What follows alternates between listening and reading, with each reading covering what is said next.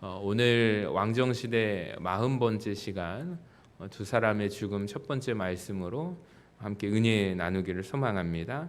1절을 다시 한번 보세요. 사무엘이 죽음에 온 이스라엘 무리가 모여 그를 두고 슬피 울며 라마 그의 집에서 그를 장사한지라. 성경은 여태까지 우리가 다윗이 광야 생활을 하고 있잖아요. 도피를 하고 있습니다. 사울에게 쫓겨서 그가 목숨을 보존하고 하나님의 은혜로 말미암아 하루하루 그 은혜 가운데 거하는 모습을 보도하다가 갑자기 한 사람을 소개해요. 누가 죽었습니까? 사무엘이 죽게 되었습니다. 그러니까 사무엘의 죽음은 단순하게 사무엘 한 개인의 죽음을 의미하는 것이 아니라 사실 사무엘이 가지는 의미가 있습니다.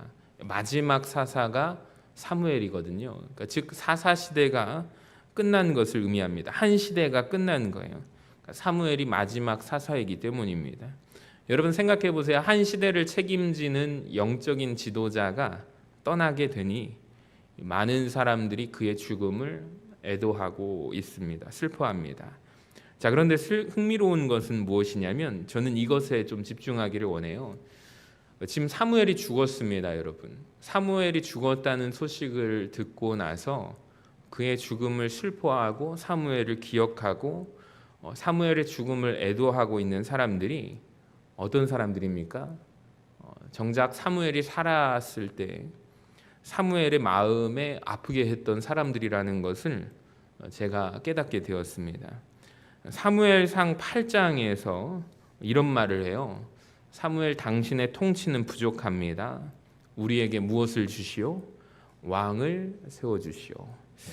다른 나라를 보니까 왕들이 있거든요. 그러니까 우리를 위해서 일할 수 있는 왕을 세워주십시오. 왕을 달라.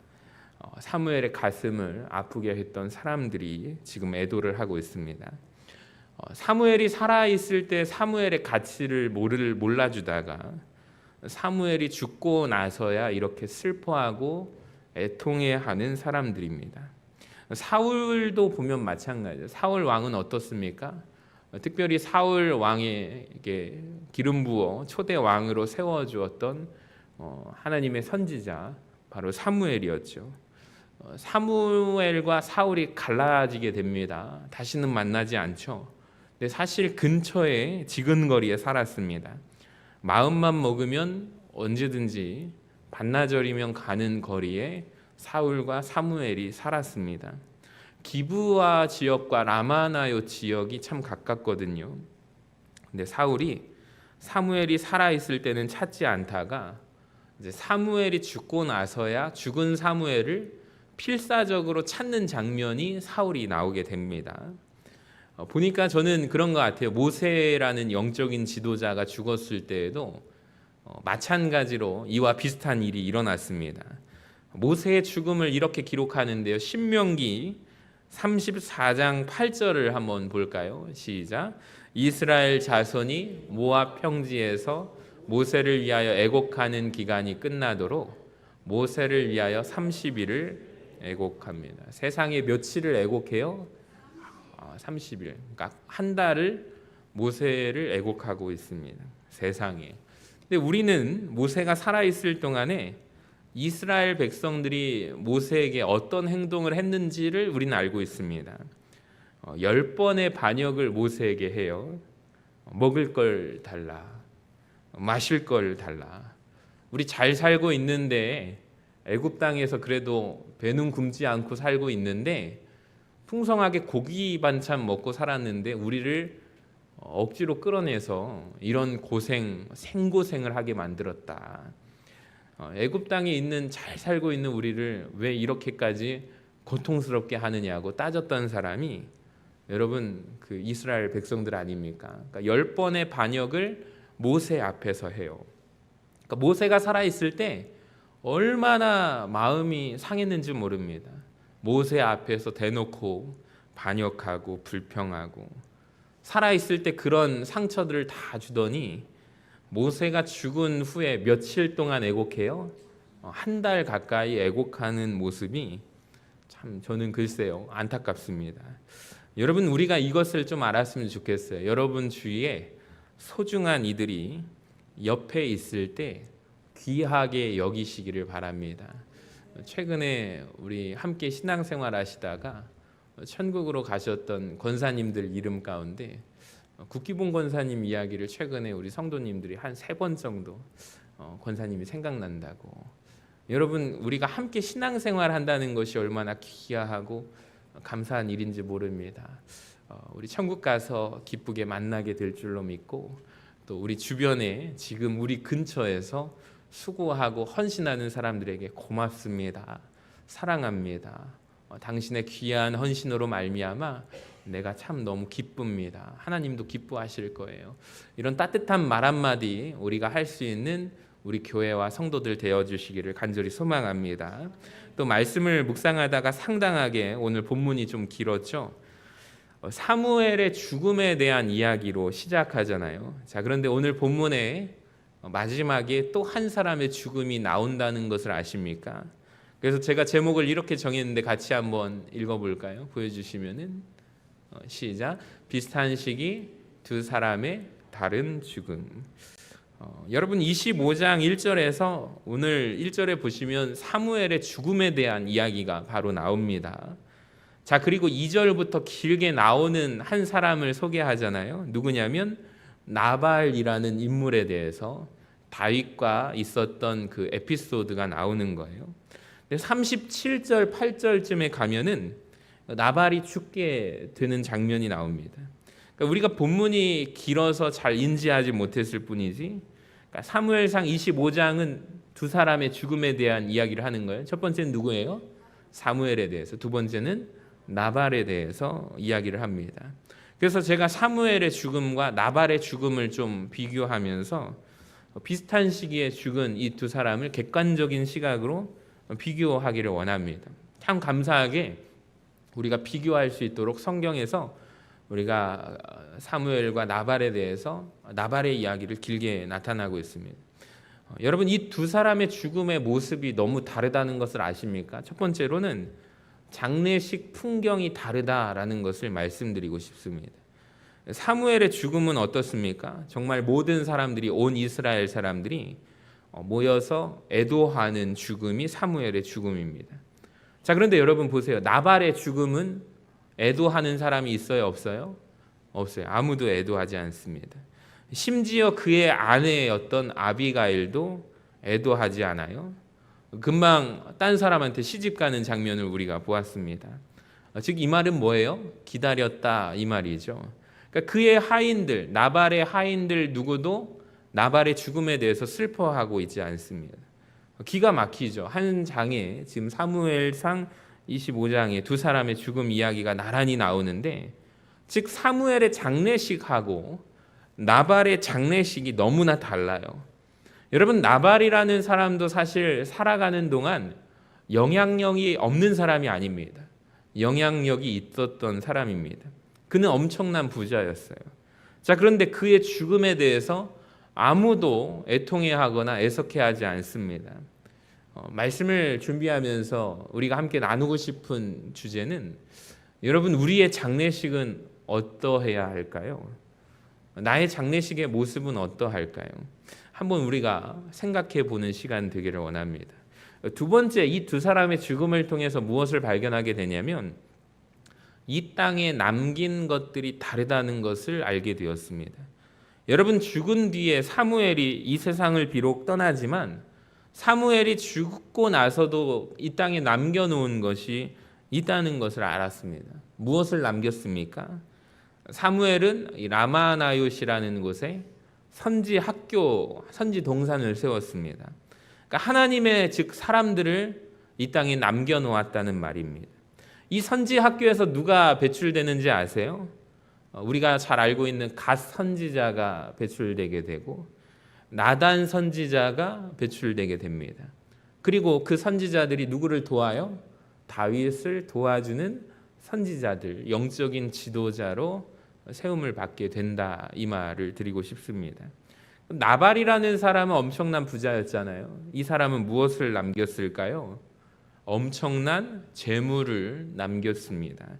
네, 허무하게도 보세요. 그 많은 재산이 남아 있습니까? 사라지게 됩니다. 그러니까 아내가 누구한테 시집 가죠? 오늘 보니까 다윗에게 시집 가는 장면으로 딴 사람에게 시집 가 버리잖아요. 나발 입장에서는 그의 재물, 그의 재산이 그렇게도 아끼고 지키려고 했던 그의 재물이 하나도 남김없이 사라져 버리게 됩니다. 그러니까 말씀을 묵상하면서 저와 여러분 우리도 무언가를 이 땅에 남기고 하나님 나라로 떠나게 될 텐데 무엇을 남겨야 하는지를 한번 잘 생각해 보시기를 바랍니다. 자, 우리 예수님께서는 우리가 주일마다 누가복음 강해를 통해서 우리가 지난 시간에 어떤 사람들을 세웠죠? 12제자를 부르시고 또 70인의 제자를 둘씩 파송하셔서 하나님 나라 복음의 일꾼들을 세우셔서 복음 전파를 하게 하시잖아요. 그러니까 마가의 다락방에서 사실은 이 사람들이 모두가 예수님의 제자로서 초대교회의 귀한 핵심적인 역할을 하는 데 쓰임 받았을 거예요. 그러니까 주님께서는 사람을 이 땅에 남기시는 사역을 감당하셨어요. 그렇다면 우리 교회도 이 땅에 하나님의 수많은 사람들을 남기기를 간절히 소망합니다. 그러니까 우리 교회가 사람 남기는 교회가 되어야 해요. 중세 기독교 교회사를 보면은 교회들이 무엇을 남겼는가? 우리가 그토록 유럽에 가면은 그 교회들 성당들이 있잖아요. 엄청난 건축 양식이라든지 여러분 한번 가보시면 영상으로 봐도 엄청나게 대단한 위엄과 영광이 있는 그 교회들을 남겼습니다. 그리고 그곳에 교회 재산들을 많이 남겼습니다. 근데 문제는 뭐냐면 이제 지금 역사적인 보존 가치로 남아 있는 곳은 관광객들이 가지만 사실 그 교회를 지키는 사람들은 영국 교회들 다큐멘터리 보니까 한 그 역사적으로 뭐 언더우드 선교사라든지 막 그 많은 선교사를 배출했던 그 교회들을 다 찾아가 봤어요. 머리 하얗게 세워져 버린 목사님과 머리 하얗게 되어버린 우리 성도님들 한 15분이 그 교회를 지키고 사실 그 역사적인 보존 가치가 없는 교회들은 어떻게 되느냐, 결국에 그 교회를 지키다가 도저히 이제 감당할 수가 없으니까 교회를 유지하지 못해요. 그래서 교회를 경매로 내놨더니 그 교회가 술집으로 팔리게 되는 그 모습들, 장면들을 우리가 알게 됩니다. 그러니까 중요한 것은 무엇이냐면 교회가 교회를 남기고 교회 재산을 남기고 이것보다 하나님의 사람들이 많이 배출되는 것, 하나님의 사람들이 많이 남기게 되기를 주님의 이름으로 간절히 축원합니다. 때로 우리 아이들이 복도에서 서 있으면은 저한테 이제 인사하러 이쪽 방 저쪽 방 다 교회 리모델링 해가지고 다 가봤는데 한 군데만 못 들어와 봤대요. 어디예요? 당회실 문이에요. 당회실 문을 제가 열어주면은 아이들을 제가 극진하게 대접을 합니다. 간식이 있으면 간식도 주고요, 사탕도 주고요. 뭐 음료수가 있으면 음료수 주면서 소파에 앉게 해요. 그럼 앉으면은 뭐라고 하냐면 아세요? 우리 할아버지 사진 여기 있다고. 우리 장로님들 사진 있고 목사님 이쪽은 누구세요? 그러면은 우리 교회 역사가 이렇게 쭉 액자 속에 있어요. 그러면서 제가 그걸 보여주면서 너희들은 앞으로 이 교회에 장로님이 될 사람들이야. 할렐루야. 그럼 걔네가 눈을 동그랗게 저를 뜨고 이렇게 쳐다봐요. 목사님 그게 무슨 소리예요? 저 싫어요. 갑자기 무슨 장로님 아무나 돼요. 그래 너희들이 기도 열심히 하고 찬양도 열심히 하고 예배 자리 해서 교회를 지키는 너희들이 되어야 하지 않겠어? 그랬더니 그러면은 막 깊은 생각에 애들이 빠집니다. 그러면서 그 당일실을 나갈 때 그 친구들한테 제가 또 시간이 지나면은 우리 교회 앞으로 장로님들이 되실 우리 교회 훌륭한 인재들이라고 하면은 빵긋 웃고 가는 거예요. 기억나는 거예요. 당회실에 한번 들어왔던 그 순간을 잊지 못하는 거죠. 그러니까 우리 교회가 앞으로 해야 하는 것은 사람을 남기는 일인 줄로 믿습니다. 정말 귀중한 일이죠. 이렇게 우리 교회에 어렸을 때부터 예배당을 밟았던 사람들이 나중에 시간이 지나서 10년 지났더니 아무도 없네 이게 아니라 계속해서 교회를 위해서 지키고 성장해서 교회를 지켜간다는 것이 사람을 남기는 일 아니겠습니까? 여러분 참 귀한 일입니다. 저는 우리 서신교회에 우리 교회를 이끌어갈 하나님의 사람들을 많이 세우고 또 나타나고 등장하기를 원합니다. 세 번째, 이 두 사람의 죽음을 통해서 알게 된 것은 한번 보여주시면 무엇을 알게 되었냐면 죽음이 주는 영향력이 서로 다르다. 파급력이 다르다는 거예요. 그러니까 사무엘이 진짜 대단한 게 뭘까요? 살아있을 때에도 미스바 영적 대각성을 일으키잖아요. 여러분, 사무엘은 죽는 순간에도 이스라엘을 영적으로 한번 뒤흔든다는 것을 아십니까? 그러니까 오늘 본문에 안 나오는 것 같죠?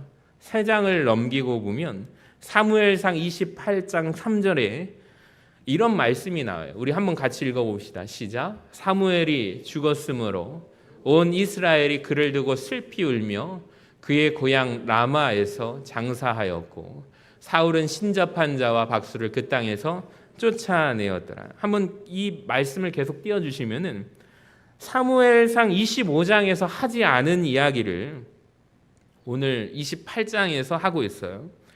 사울은 신접한 자와 박수를 그 땅에서 어떻게 해요? 쫓아냅니다. 여러분, 사무엘이 죽는 순간에 이스라엘이 영적으로 한번 뒤흔들려요. 영적으로 크게 한번 흔들립니다. 그러니까 사울 왕도 영적인 새로운 각성을 하게 돼요. 그러니까 사무엘의 죽음이 그에게 그렇게 영향을 미친다는 거예요. 사울이 크게 한번 깨달아요. 그래서 무슨 일을 하냐면 신접한 자들, 박수들을 그 땅에서 쫓아내게 됩니다. 여러분, 참 놀랍지 않습니까? 화면 빼주시면 됩니다. 사무엘이라는 사람은 살아있을 때 영적인 대각성, 미스바 대부흥 운동을 일으켰던 사람이었을 뿐만 아니라 그가 죽는 마지막 순간에도 누군가에게 영적인 파장을 불러 일으킵니다. 교회에서 신앙생활을 하시다가 하나님 나라에 가실 때 교회에서는 이제 부고 소천 소식 예배 일정을 이제 장례를 저에게 바로 이제 가족들이 부탁을 하시게 되면은 제가 우리 교회에서 장례 주간을 하게 됩니다. 그때 이제 그 가족들이 부탁을 하세요. 목사님, 성도님들께 알려주시고 많이 함께 오셔서 예배 드려 주시라고. 근데 때로는 그렇게 광고를 안 해도 성도님들이 깜짝 놀랄 정도로 교회 차뿐만 아니라 개인 차들이 동원돼서 50명 이상, 80명 이상 가는 예배를 집례하게 될 때 앞에서 예배를 인도하는 제가 그 분위기를 알게 돼요. 아, 우리 교회에서 이분이 진짜 보이지 않게 영적인 영향력을 또 가정에서 믿음의 가정을 세웠을 뿐만 아니라 또 우리 성도들에게 많은 영향을 주시고 또 교회 안에 있는 하나님의 자녀들에게도 내 자녀, 내 자손들뿐만 아니라 교회 안에서 믿음의 영적인 자녀들을 위하여 기도하는 분이셨구나라는 것을 이제 깨닫게 됩니다. 그래서 교회에서 사역을 하면서 목사님, 또 장로님뿐만 아니라 어떤 권사님, 또 영향력을 주셨던 분들을 교회 마지막 장례 일정 가운데 교회에서 장례 예배를 드려본 적이 한 4번 정도 되는 것 같아요. 그리고 한 잊지 못한 장로님 한 분은 그 교회에서 약국 약사하셨는데 약사가 참 돈을 많이 번다고 제가 듣기만 했지. 근데 그분은 집에 그 물질을 가정을 위해서, 자녀들을 위해서 쓰지 않고 하나님 앞에 결단을 했대요. 그래서 교회 안에서 신학생들에게 또 목회자 양성을 위하여 장학금을 주실 때에도 목사님 이거 비밀로 해주세요 해서 신학생 장학금을 주셨던 장로님. 마지막에 이제 제가 또 서신교에 이제 부임하게 되면서 이제 그 장로님께서 돌아가셨을 때 이제 그때 장례 마지막 날 교회에서 예배를 준비하는데 깜짝 놀랐어요. 비도 많이 오고 그래서 운구차로 나가는 모든 그 장례 예배를 우리 다른 목사님들하고 점검하고 있는데 그날 성전이 꽉 찰 정도로 많은 목회자들이 오셨어요. 알고 보니까 그 장로님께 받은 은혜로 어려운 생활 가운데 제 그 장로님 장학금을 받아서 가정에서 또 학교에서 장학금으로 다 그게 채워지지 않잖아요. 어려울 때마다 그 장로님을 찾아가서 내가 목사가 되었습니다라고 고백하시는 목회자들이 다 총출동해가지고 오셔서 같이 예배드리는 장면을 보면서 그 장로님이 이 땅에 참 많은 것을 남기셨구나, 이 땅에 하나님의 사람들을 많이 남기셨구나, 그 장면이 문득 떠올랐습니다. 여러분, 그 사람의 죽음이 주는 영적인 파급력이 있는 것 같습니다. 영적인 각성이 있는 것 같습니다. 사울에게도 사무엘의 죽음은 크게 다가왔습니다. 사무엘이라는 사람은 살아있을 때만이 아니라 죽은 순간에도 영향력을 끼치는 사람이었습니다. 영적인 파장을 일으키죠. 근데 반면에 나발을 한번 보세요. 그의 죽음이 그 누구에게도 미동을 주지 않습니다. 파장력, 영향력이 없어요. 그 누구도 슬퍼하지 않아요. 그 누구도 도전받지 않습니다. 그 누구도 결단하지 않아요. 오히려 이런 생각이 들죠. 저렇게 미련하게 살다가 죽으면 안 되겠구나. 사람들이 반면교사로 삼을 뿐입니다. 여러분 보세요. 두 사람이, 사무엘과 나발이 비슷한 시기에 죽었고 오늘 성경의 한 장에 나란히 죽음이 보도되는데 너무나 대조되지 않습니까? 그러니까 사무엘의 죽음은 사실 짧게 보도가 되는데 그가 남긴 영향력, 파장은 어마어마해요. 나발의 이야기는 오늘 25장에서 굉장히 깁니다. 근데 그의 인생은 허무한 삶이고 허무한 인생이에요. 장례식 풍경이 달라요. 뒤에 남긴 것이 다릅니다. 죽음 이후의 영향력도 파장력도 다릅니다. 여러분, 우리도 마찬가지 같습니다. 우리도 다 죽습니다. 어차피 죽습니다. 여러분, 어떠한 죽음을 맞이하기 원하십니까? 저는 소망하기로 사무엘과 같은 영적인 파장과 영향을 주는 사람이 되었으면 좋겠다라는 소망을 품게 되었어요. 여러분의 장례식에 많은 사람들이 와서 애통해하는 것 아닙니까? 여러분의 죽음을 두고 안타까워해야 하지 않을까요? 그러니까 하나님의 사람들을 남겨놓고 가야 하지 않을까요? 그러니까 누군가에게 나의 이름 석자가 부고 소식이 전해지게 될 때 누군가에게 나의 죽음이 큰 울림이 되어야 하지 않겠습니까? 메시지가 되어야 하지 않겠습니까? 영적인 각성의 계기가 되어야 하지 않겠습니까? 그 누구 권사님 참 교회에서 신실하게 하나님 나라 바라보면서 사모하시면서 살아가셨던 그 기도하시던 분, 그분이 하루라도 우리와 함께 더 신앙생활하면서 가셨다면 좋았을 텐데, 그 장로님, 그 목사님, 여러분 우리가 이렇게 기억되기를 간절히 소망합니다. 자, 두 번째, 그렇다면 무엇이 이 차이를, 이 두 사람의 차이를 만들어냈을까요? 여기까지 비교하고 마치겠습니다. 비슷한 시기를 살았던 나발과 사무엘, 또 그 죽음, 한 시대를 같이 살았던 두 사람의 죽음이 여러분 왜 이렇게 달랐을까요? 저는 삶이 달랐기 때문이라고 생각을 해요. 그러니까 결국에 어떠한 삶을 사느냐가 너무너무 중요합니다. 여러분 한번 곰곰이 생각해 보시기 바랍니다. 사무엘이라고 하는 한 인생이 있어요. 나발이라고 하는 한 사람의 인생이 있습니다. 우리는 감사하게 아까 말씀드렸지만 비교할 수가 있거든요.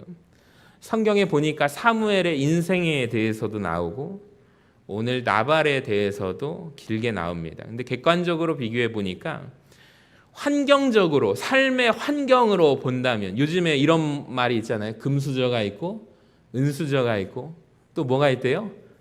제일 마지막에 흙수저요. 흙수저래.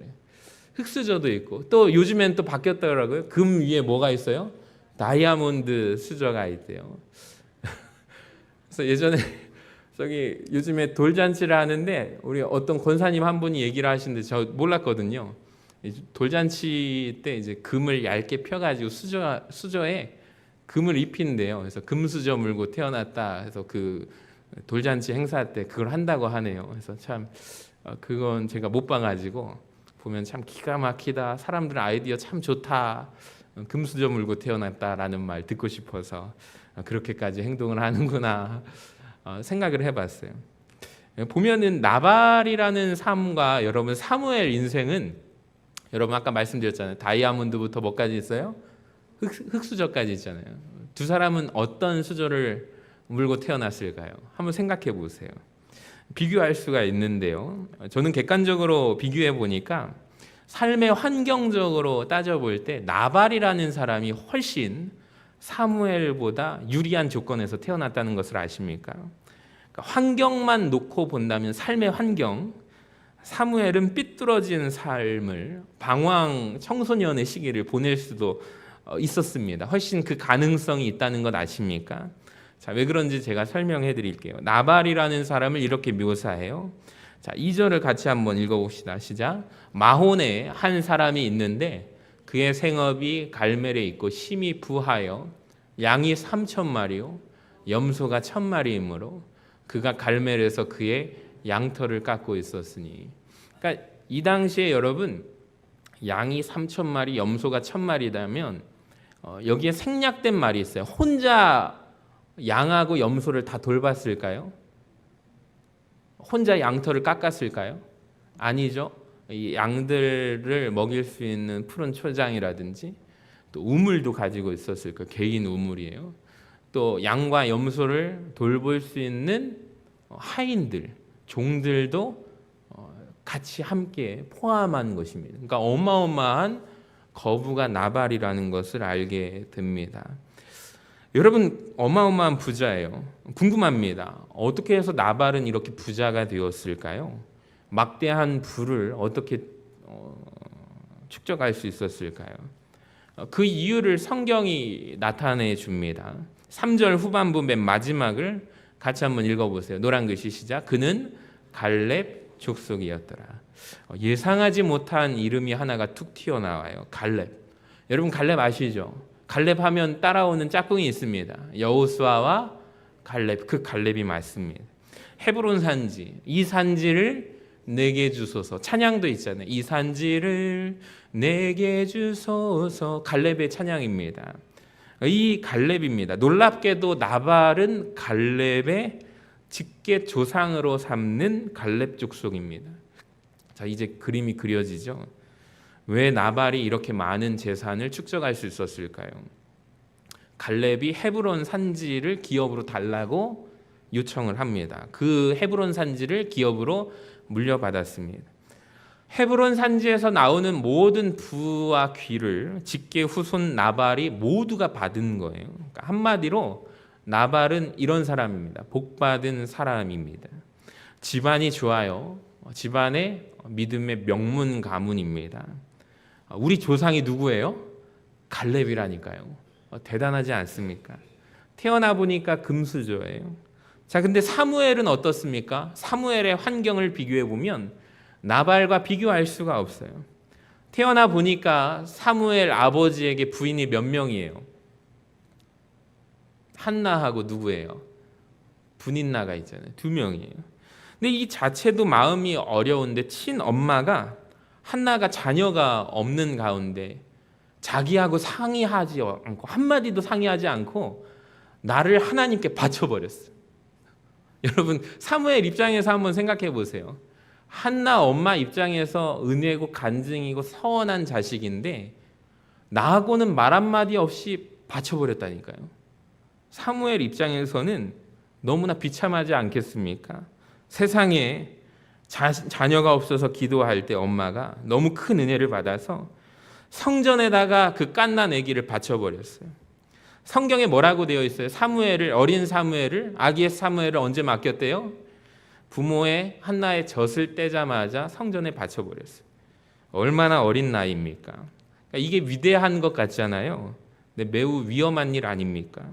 그러니까 부모님의 사랑, 엄마의 그 사랑과 돌봄을 받아야 할 그 너무나도 어린 나이에 사무엘이 그런 것, 어찌 보면 엄마의 사랑 하나 못 받고 자랐다, 그 말이 될 수도 있는 거예요. 실제로 부모님을 사무엘은 몇 번 만나지 못합니다. 세마포 옷을 지어주러 갈 때 그때 한번 부모님 만나는 거죠. 아기 사무엘을 받아서 성소에서 그를 지도하는 목사님의 이름이 나옵니다. 엘리 제사장입니다. 세상의 엘리입니다. 그 밑에 2명에 있는 2명의 또 아들 목사님이 있습니다. 홈리와 비느하스입니다. 성경에 이 사람들이 얼마나 악한지 성전에서 수종드는 여인들을 겁탈하는 자들이에요. 그러니까 하나님을 멸시하는 자들이에요. 사무엘이 그 모습을 어렸을 때부터 그 가정 안에서 보고 자라는 거예요. 여러분, 굉장히 암울한 환경에서 자랐다는 것을 말씀드리고 싶은 거예요. 자, 객관적으로 한번 봅시다. 나발은 어떻습니까? 집안이 신앙의 명문 가정이에요. 갈렙 족속이에요. 태어나 보니까 나는 성전으로 보내져서 목사님도 훌륭한 인격자이신 목사님이 아닌 것 같아요. 콩가루 같은 목사님 밑에서 자라는 사무엘하고, 객관적으로 비교해 볼 때 나발과 사무엘 누가 삐뚤어질 가능성이 높습니까? 저는 사무엘이 훨씬 높다고 봅니다. 사람은 왜냐하면 환경의 영향을 받기 때문입니다. 근데 놀라운 반전이 뭐냐면 태어날 때부터 복을 받고 태어난 나발이 어리석은 자이고 또 성경에 보니까 미련한 자라고 되어 있습니다. 3절을 한번 보세요. 그 사람의 이름은 뭐예요? 나발인데 아내 총명하고 용모가 아름다우나 완고하고 그는 행실이 악합니다. 나발에 대한 평가입니다. 또 나발에 대한 묘사가 성경에 나와요. 이번엔 종들이 보는 그의 주인 나발에 대해서 한번 보세요. 17절. 주인은 불량한 사람이래요. 더불어 말할 수 없나이다. 그러니까 즉 나발이라는 주인은 말이 통하지 않는 사람입니다. 그러니까 말을 섞을 수 없는 사람입니다. 이게 종들이 하는 평가예요. 세상에 그의 아내 아비가일은 뭐라고 얘기하냐면 다윗에게 한 얘기를 보세요. 25절에 내 주는 다윗이여 이 불량한 사람 내 남편 나발을 개의치 마옵소서. 아내가 하는 얘기입니다. 남편이 어떻대요? 불량하대요. 그의 이름이 그에게 적당한 이름이 나발이에요. 나발이라는 이름의 뜻이 뭐래요? 미련한 자라고 되어 있습니다. 그러니까 주변 사람들의 평가가 다르지 않습니다. 일치합니다. 하나예요. 성경에 완고하고 나발은 행실이 나쁘고 불량하고 미련한 자라고 평가를 하고 있습니다. 근데 여기에서 보시면 여러분 미련한 자라는 나발이라는 이름의 평가가 굉장히 중요한데요. 그러니까 미련하다라고 할 때 우리는 자칫 머리가 나쁜가? 이렇게 생각할 수 있잖아요. 좀 지식이 부족한 사람인가? 한국적인 정서 속에 이렇게 생각할 수 있는데 절대로 아닙니다. 머리 나쁘다는 뜻이 아니에요. 성경에서 가장 미련한 자가 누굴까요? 여러분 성경이 말하는 미련한 자의 기준이 있습니다. 어떤 사람이 제일 미련한 자, 가장 미련한 자가 누굴까요? 하나님이 없다고 말하는 자래요. 시편 14편 1절 같이 읽어봐요. 시작. 어리석은 자는 그의 마음에 이르기를 하나님이 없다 하는도다. 여러분 여기에서 어리석은 자가 나발입니다. 성경에 구약은 히브리어로 기록되어 있고 신약은 헬라어 아람어로 기록되어 있는데 구약 성경에서 히브리어로 어리석은 자라는 뜻이 나발이라는 뜻입니다. 그러니까 시편 14편 1절 성경 원문에서 히브리어로 보면은 나발은 즉 뭐예요? 어리석은 자 나발은 그의 마음에 이르기를 하나님이 없다 말하는도다. 여러분 그 나발이 이 나발입니다. 나발은 단지 미련한 자가 아니었습니다. 머리 나쁜 자가 아니었어요. 나발이란 뜻이 정확히 뭐예요? 하나님이 없다고 말하는 자. 나발이라는 것입니다. 그러니까 충격이에요. 여러분 보세요. 그의 조상이 누구예요? 갈렙이에요. 믿음의 가정에서 자란 사람이 그의 입으로 뭐라고 해요? 하나님이 없다. 하나님이 안 계시다라고 말하고 있다는 게 비극 아닙니까? 갈렙의 후손입니다. 믿음의 조상 갈렙입니다. 온갖 좋은 것은 다 물려받았죠. 근데 나발 같은 사람이 등장한다는 것을 아십니까? 여러분 신앙의 명문 가정 가운데서도 이 나발 같은 괴물이 등장한다는 것을 아셔야 해요. 그러니까 우리가 신앙생활 하면서 믿음의 1대, 2대, 3대, 저 4대까지 만나봤거든요. 근데 사람이 악해도 저렇게 악할 수가 있는가? 목회자가 되겠다고 하는데 뒤돌아서면은 험담해요. 하나님이 살아계신 것처럼 행동하지 않아요. 근데 알고 보니까 그 집안에 유명하신 우리 교당의 총회장이 있다네요. 유명하신 노회장님이 아버지시라네요. 제가 깜짝 놀랐어요. 아, 사람이 저럴 수도 있구나. 저에게 망치를 크게 머리에다가 치는 듯한 울림이 나타났습니다. 여러분, 우리가 진짜 그거를 경험해야 돼요. 근데 보니까 우리가 이렇게 될 수 있다는 것을 알게 되었습니다. 우리가 믿음으로는 다음 세대, 믿음의 세대. 근데 교회 안에서 일어나는 게 뭐예요? 중고등부 사역하다 보면 애들 학원 가야 되니까 이번 수련회는 좀 빠지게 해주세요. 그 부탁을 하시는 분들이 장로님이시고 권사님이시고 집사님들이시죠. 정말 충격입니다. 오히려 믿지 않는 가정의 자녀들이 와서 수련회 참여한다는 거 아세요? 그리고 나서 뭐라고 하시냐면 대학 가서 신앙생활. 근데 대학 가면 그 친구들이 돌아올 것 같습니까? 절대 안 돌아옵니다. 그때가 있는 것 같아요. 아버지가 목사님이신데 아버지가 이 교회에만 계시어서 강대상에서 주무셔가지고 우리 아버지를 보면은 참 밉다 해가지고 목사님 아들이 교회를 안 나오세요. 땡깡을 부리시더라고요. 그걸 보면서 모든 교인들이 안타까워하면서 마음 아파서 늘 기도 제목에 그분이 돌아오시기를 함께 기도했던 기억도 납니다.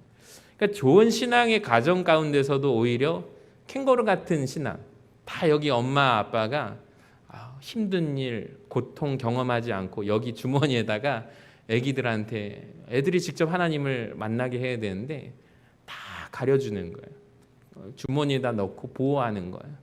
근데 절대로 그게 신앙이 성장하지 않더라고요. 좋은 환경에서, 좋은 명문 가정에서 괴물과 같은 나발이 나왔다고요. 여러분, 하나님을 모른다고 말하는 자 나발, 종들이 볼 때 소통이 안 되는 자, 대화가 안 되는 자 나발, 아내하고도 소통이 안 돼요. 종들하고도 소통이 안 되고 심지어 하나님과도 소통이 안 되는 불통 인생 나발, 괴물과 같은 나발이 나왔습니다. 근데 사무엘은 어떻습니까? 최악의 환경에서 반전의 역사 최고의 인물이 됩니다. 여러분 생각해 보세요. 교회 담임 목사님이 엘리라고요. 부목사님이 2명이 있는데 홈니와 비느하스입니다. 근데 여러분, 좋은 목회자 밑에 좋은 성도가 나오지 절대로 이와 같은 목회자 밑에서 좋은 성도가 나오지 않습니다. 굉장히 어렵대요. 근데 그 밑에서 누가 나와요? 사무엘이 나옵니다. 그 이유가 사무엘상 2장 18절에 이렇게 되어 있어요. 같이 읽어봅시다. 시작. 사무엘은 어렸을 때 세마포 에봇을 입고 여호와 앞에서 섬겼더라. 세마포 에봇을 입고 여호와 앞에서 섬겼어요. 사무엘이 지금 엘리와 홈니 비느하스 앞에서 자라는 게 아니고 눈을 질끈 감고 여호와 앞에서 누구를 섬겨요? 여호와를, 하나님을 섬깁니다. 2장 21절 보세요. 아이 사무엘은 여호와 앞에서 자라나게 됩니다. 사무엘이 열악한 환경 속에서 어긋나지 않고 삐뚤어지지 않았던 유일한 근거 이유가 사무엘이 지금 눈으로 바라본 것은 엘리가 아니었습니다. 사무엘이 바라본 것은 홈니와 비느하스의 악한 행실을 본 게 아닙니다. 사무엘은 그 상황 가운데 눈 질끈 감고 환경이 아니라 환경 너머에 계시는 하나님을 바라보고 하나님을 보고 자라고 있다라는 것을 아십니까? 여러분 솔직히 우리 환경 보세요. 다 좋은 환경 어디 있습니까?